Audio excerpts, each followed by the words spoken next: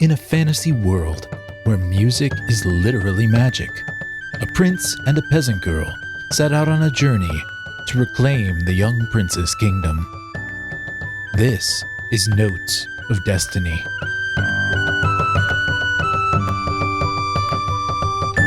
These audio adventures are supported by listeners like you. Without your help, these stories can't be produced.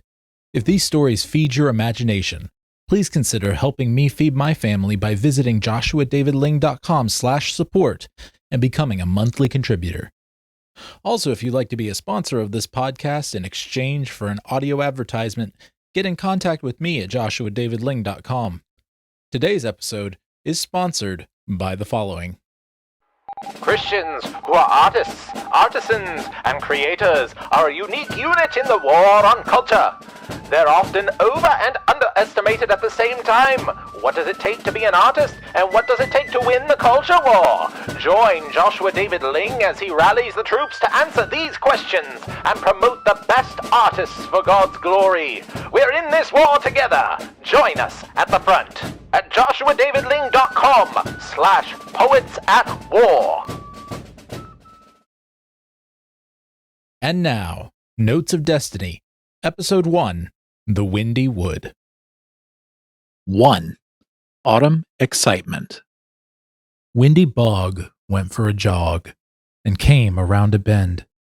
The smell of hickory hit her nose and made dreams of autumn blend. The leaves were red and orange and brown and yellow, her favorite shades, and the Fairwood Festival would soon be here, the great songwriter she praised. The leaves of Fairwood were like no other, their size dwarfed normal breeds, just like the source from which they came, Fairwood's great mora trees. The leaves could reach 3 feet in length, and their trees would often be much too high for even the soaring eagles to see. The trees were hollowed out for buildings, from houses to city halls. In the rural areas, the canopy was trimmed around 20 feet tall. In the markets and the public grounds, they trimmed it higher still. This quiet forest island home was for her quite a thrill. She sang and watched the magic from her voice's use, the swirling colors of the leaves happily reproduce. For the magic in the world she lived was the music and the sound, mingling with the physical world, creating effects to which they were bound. A battle song wouldn't just rouse an army, it'd inspire the earth to fight. Trees would strike out as living extensions of the song's pure might. This was used not just for battle, but for everyday life. The songs of the world of Harmadonia were full of heavenly light. But not everyone appreciated magic in this way. Wendy's song was interrupted, as was her simple play. Her older brother Cruncher warbled a garbled note. The leaves turned gray and her flying song fluttered down to a float. Come on, it's time to get to work, you lazy little dreamer. The only song you should be singing should run the big clothes steamer. Wendy sighed and apologized. Her chores she knew she'd shirked. But you know, Cruncher, she said with a smile, there's more to life than work, and I have a feeling that very soon our lives will change a lot. She turned back to their humble home, and off to do chores she walked. 2. Trouble in Kalanar's Courts. The red and orange banners fluttered in the breeze. Kalanar was in full vestige for the birthday of Queen Rhys. The summer air was slightly cool for that time of year, and the giant windows were open in the ballroom of Ganmere. The people dressed in bright colors, both men and women alike. All landowners had been invited to celebrate from dawn till night, but the brightest colors of them all clothed the royal ones, whose raiments bore colors so splendid, jealous would be the sun. King Cortano, his wife Queen Rhys, and the Crown Prince Fortunato sat atop a 12-step dais with smiles and bravado.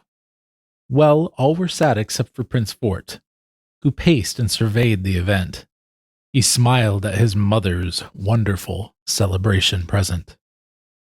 The boomaharpists played their songs and everyone danced with joy. Down below in the harbor, ships were let in, as the foliage round did enjoy the magic of the songs, heard from the open balconies. But little did they know that what came would leave such terrible agonies.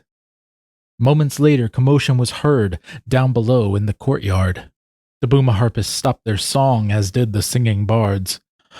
The soldiers ran to balconies and saw ladders being set as pirates began to climb up, each bearing a simple cutlass.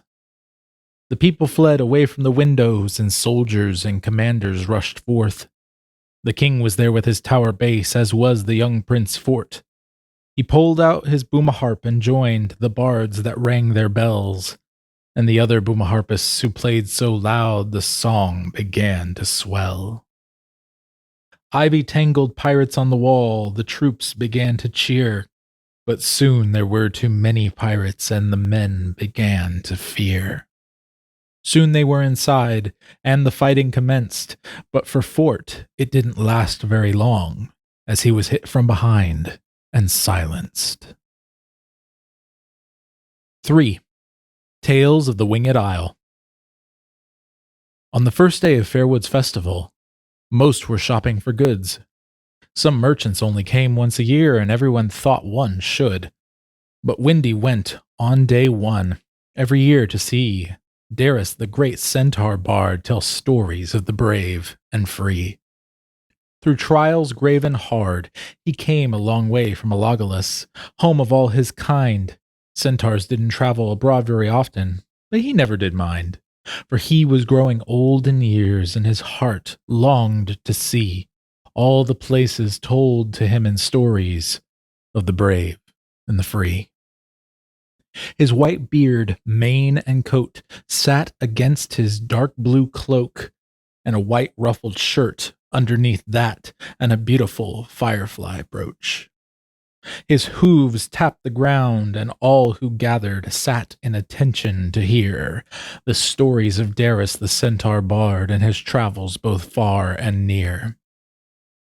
Thank you all for coming today. It's a privilege to be here. Now, if you'd be so very kind, please lend me your ear, for I have tales to tell of a place of mystery north of here, the Winged Isle, and what there did I see? Well, as you know, the place seems deserted to the naked eye, a simple desert tableland on crags that reach the sky. The only thing that we can spot from the cliffs at sea are the spiraling spires of Kashlon's spear, the ruined castle that once was free. Yet no one knows the mysterious answer of this exotic place. How did they build these cliffs without a single trace of a footpath, pulleys, or ropes? Some people have their thoughts, but some suspect there were people who lived there, with wings to fly like hawks. Windy's heart began to soar. These were her favorite tales, who flew over the wind's great gales. It did not matter to her which specific tale it was. The stories of the winged people sent Windy's heart abuzz. After hearing the tale of battles and romance, Darius told them of his journeys and broke them out of their trance. And at the beginning of this year, the Winged Isle I passed, but what I saw was something amazing that in my mind will last. He had them all on the edge of their seats while he paused for dramatic power. I saw smoke rising from Kashlon Spear's tallest tower. A collective gasp came from the crowd, but some followed up with laughs. Darius said farewell to them all, and some put money in his hat. Windy made to do so too, but something caught her eye. 4 pirates were shoving a handsome slave boy and striking him, making him cry. 4. Tattletale. Windy couldn't bear to watch. Slave traders could be so cruel, especially the pirate kind who treated people like tools. So she decided quickly to go tell Papa Bog. She thought he might be back at home, so she ran. She didn't jog. Papa Bog adopted many kids, herself and most of her siblings. She hoped he'd adopt the handsome one whose cries in her ears were ringing. But he generally didn't adopt one at that late of an age. She had been a baby when her life had turned that page. Her home wasn't that far away, from the east end of the fair. The leaves crunched beneath her loudly, as the wind blew through her hair. But as her family's tree house came over the hill into sight, Wendy's blood ran cold in her veins, and panic gripped her tight. Pirates, with the same tattoos that the earlier pirates had, were pouring something around her home tree. That could be nothing but bad.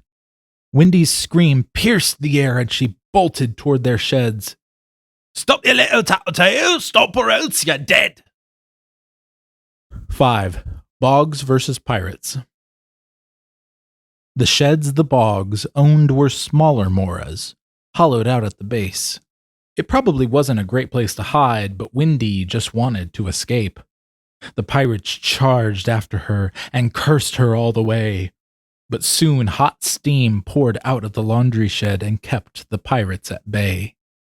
Wendy knew the voices that she heard singing songs, singing about deep steam cleaning. It was her older brothers, Cruncher and Muncher, saving her with their singing. The pirates were scalded by the steaming heat, and they quickly abandoned their route. Soon brothers Billy and Randy gave chase. With pitchfork and shovel they pursued. Wendy hunkered down in the shed she'd got to, but there were no weapons around. Not at least until her sisters Cindy, Lily, and Mandy all gathered around. Lily handed Wendy a simple knife, and they each held one of their own. "Oh, thanks, songwriter. Where is Philly? She's up in the crow's nest alone." As if to punctuate Sister Philly's presence, a shot from her crossharp struck one of the pirates in the backside. Wendy knew that wasn't luck. Wendy saw Papa Bog approaching now with his Gora horn in hand. The pirates cowered as he approached. "Get out! Get off my land!" The pirates fled as quick as they could, and Wendy's sisters kissed her hard. The family began to regroup, and none of them were scarred. Out upon the lawn they came, emerging from hiding at a jog. They all congratulated one another. Then Wendy alone said to Papa Bog, "There is a boy in town my age. He was captured by pirates like this. Most of us siblings you adopted from the slave trade. We simply must assist." "We don't got to do anything," Papa Bog growled. "I ain't giving those sea rats money. Besides, that's another growing mouth to feed. Wendy, do you think this is funny?"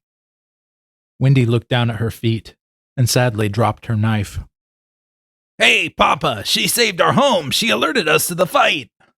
Mama Bog and Philly arrived from their house's crow's nest. Mama Bog put a hand on his shoulder. "Dear, it's for the best. We always have more room here. We can always feed more folks." "Well, not this time, Neefa. This is not a joke. Still, you were the one who raised the alarm, and I'm awfully proud of you, young one. What do you say we go down to the festival, and you can pick anything your heart is set on?" Wendy smiled happily for the simple compromise. The Bogs cheered her and shouted Wendy's praises to the skies. 6. Anything your heart is set on. The sun was setting in the west when Papa and Wendy left. The Fairwood festival was not far, and they were quick to be wary of theft. The festival could be rough once the sun had set, and the air hummed silently with the lingering threat. Wendy wound her way through the thinning crowds. She made her way to the market square where the slave trade was allowed. She found the pirate's simple stall and pointed at the young man she'd seen. Papa Bog looked at him and the pirates, and he didn't look too keen. "Wendy, what do you think you're doing? I told you we can't feed him." You said whatever my heart is set on. Can't you see his situation is grim? I'll feed him with my own portion, if it comes to that. I'll nurse him back to perfect health. Yet another brat. Wendy frowned and made to leave, but Papa's hand met her shoulder. For now, you may take care of him. I've seen you grow somehow bolder. Wendy, you are one of my youngest ones, but your compassion knows no age. I will buy the boy for you. He will be your page. Papa then set negotiating for the young man's release. The fact that they'd attacked his home made the talking brief. Papa Bog bought him for next to nothing, and the three of them went home. And for the first time in Wendy's admittedly short life, she felt she wasn't alone. 7. Song of Healing. This poem is from the point of view of Wendy Bog. I took him into the laundry shed, where he'd live for now. He hadn't said a word to us since we left town. No thank yous or smiles. Perhaps he was a mute.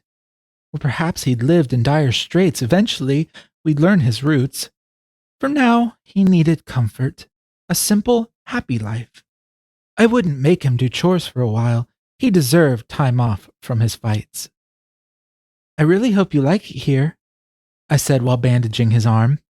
We have a lot of hands to make light work, and it's not like we run a farm. He nodded without any emotion. His mind was in some other place. You are not a slave anymore. I reached up and touched his face. We all do our share to run this place. But for now, you'll heal up and rest. You were very fortunate I saw you. In fact, I'd say you're blessed. I paused, and a smile came across my face. I know just what I'll do. Until you supply me with a name of your own, that is what I shall call you. Blessed. I hope you enjoy your stay. I smiled and hugged him like a net. But winter still approached us both, and Blessed was not healed yet. Blessed's worst injury had been a blow to his head, and there were many times it could have stolen him. Many times he should have been dead. Seizures, epilepsy gripped him every week, and in the 2 months he stayed in my care, he never found the tongue to speak. Then one wretched winter day, frostbitten with the cold, his seizures took him once again, and I prayed, for he was worth more to me than gold. I had a sense that this would be the last time, if he lived or if he died, and there was nothing I could do to tip the scale. So for a while, holding his wrist, I cried.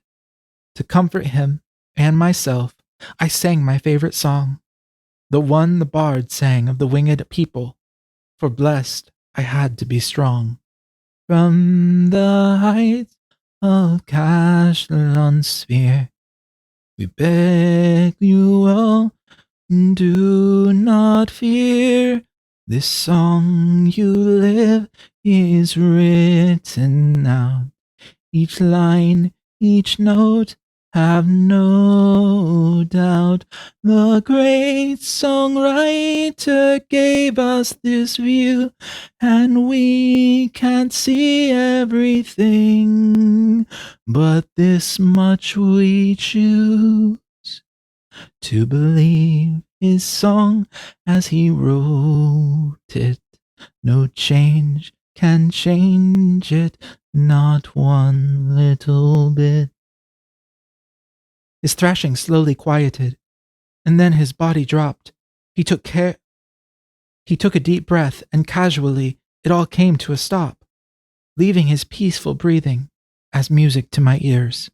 I thanked songwriter quietly for quelling all my fears. 8. Blessed has left. The more trees began to bud. Spring had come again. Wendy went to check on Blessed.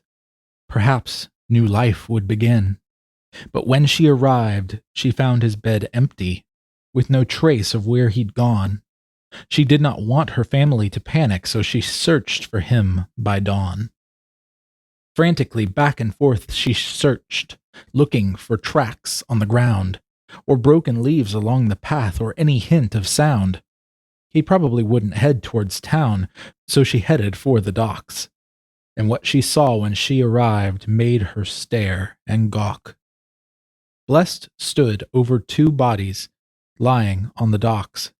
He'd obviously fought them both on his own. That was quite a shock. They were pirates by their tattoos. What crew she didn't know. Blessed jumped down into their boat and made to leave them, though. 9. Destination. Please don't go! Windy yelled as Blessed froze in his tracks. What is wrong? Where are you going? Please, Blessed, just come back. Blessed looked around, obviously affected by what Windy had to say. Caring for you has been my mission. Please don't just run away. If you have to leave, please take me with you. I am stronger than you readily know. Even before I was adopted by the Boggs, I took mighty blows. Windy unbuttoned her dress and back and showed Blessed 2 scars right around her shoulder blades as large as jelly jars. I was only a little baby when these were given to me. I am tough enough to sustain that. I'll do anything you set in front of me. Windy rebuttoned her dress and Blessed looked down and frowned. Why are you leaving? Windy asked him. Then Blessed finally spoke. My crown. Windy cocked her head, confused by Blessed's choice of words.